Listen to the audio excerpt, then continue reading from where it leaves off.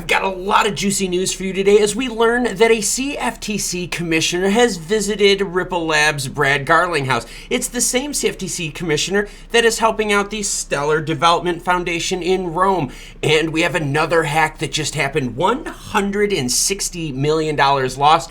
And the SEC, going after Ethereum. And if they go after Ethereum, probably means the rest of crypto as well. We also have a big event coming up tomorrow, which I will have a live stream carrying. So let's leave this screen and go into this one. Price of Stellar up on the screen. In the last 24 hours, XLM 11.3 cents, up almost 9%. XRP right now up 8.7% at 38.1 cents. Across the board, the markets are green over the last 24 hours, but that's because we saw extreme pain as the market started pricing in Jerome Powell and what he's got going on tomorrow. Now, if you don't know, tomorrow is the FOMC meeting at 2 p.m. Eastern Standard Time. He is going to be releasing the results.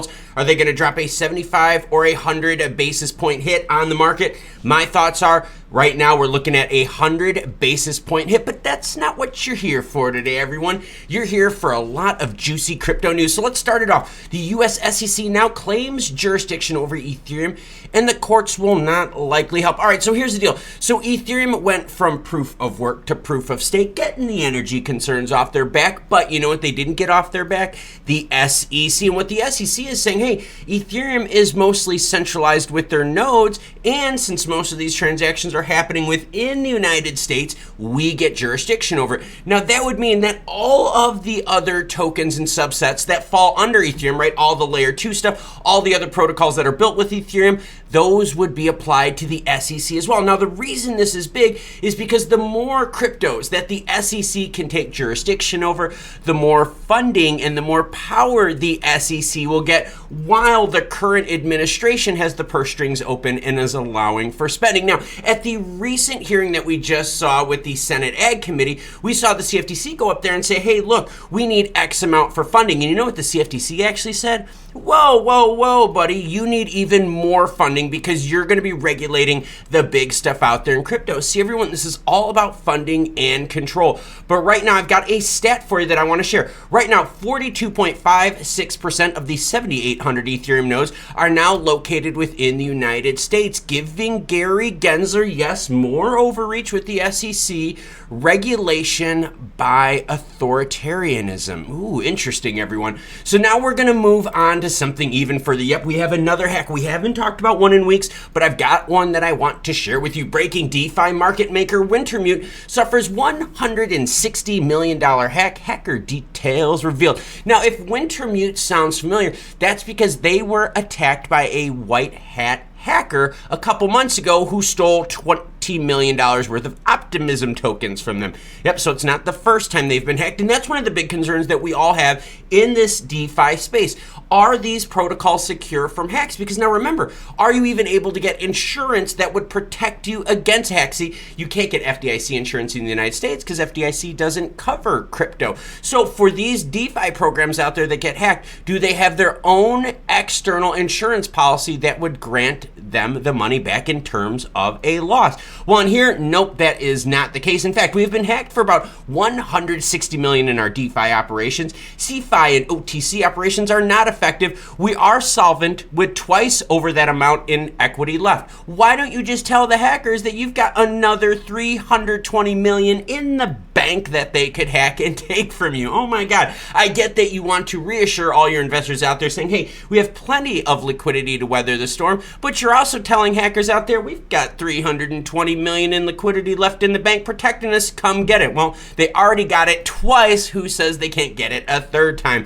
So the hacks and exploits are still happening in DeFi. And for the world to take DeFi more seriously, we got to figure out ways to block these hacks and schemes.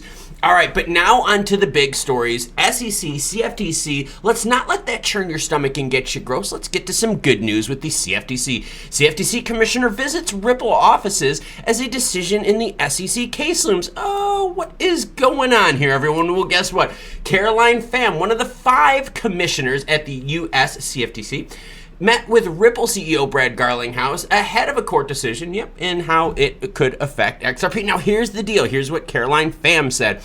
Monday in a tweet, Pham said she visited Ripple Labs offices as part of a learning tour involving crypto and blockchain. She is a newly appointed position as a CFTC chair. Now, what's interesting about this is Garlinghouse then later tweeted and said, this is part of a public-private engagement, likely referring to a privately funded company like Ripple engaging with U.S. regulators. There's a picture of Brad and Caroline. And now if you're sitting there going, God, Caroline sounds really familiar. And you know what? CFTC, wow, they're doing some really good things in the public eye. They are looking to be a little bit more, regulator friendly than the SEC, making public visits like this to crypto companies out there. And again, if I said Caroline Pham's name sounded familiar, do you know why, everyone? Well, it has to do with the reason why I got the Stellar hat on. Check it out. That's because Caroline Pham, CFTC commissioner, new job right here. Guess what she's doing? She's going to be one of the key speakers at Meridian 2022, held from October 11th to 13th in Rome, right? Stellar Development Foundation, Meridian. See, so we're getting more regulatory insight from the CFTC. Now, what I like about this move, though, is that the CFTC, right, Caroline Pham in particular right here, is going out meeting with these companies, public face, making herself known, showing the positivity of regulation here. We can regulate with open hands. We can regulate with open conversation rather than regulating by enforcement, which we've seen from the likes of Gary Gensler. Some interesting stuff here, isn't it? Yes, Caroline Pham, CFTC commissioner. We would love to see the CFTC take over regulation regarding crypto. Why? Because the SEC hasn't done anything publicly in order to say, hey, these are the points that we want to prove. This is how we can fix it. No, the SEC themselves have actually had their doors closed, even though they've said they've had their doors open to crypto companies out there. They've had their doors closed. They're not answering phone calls.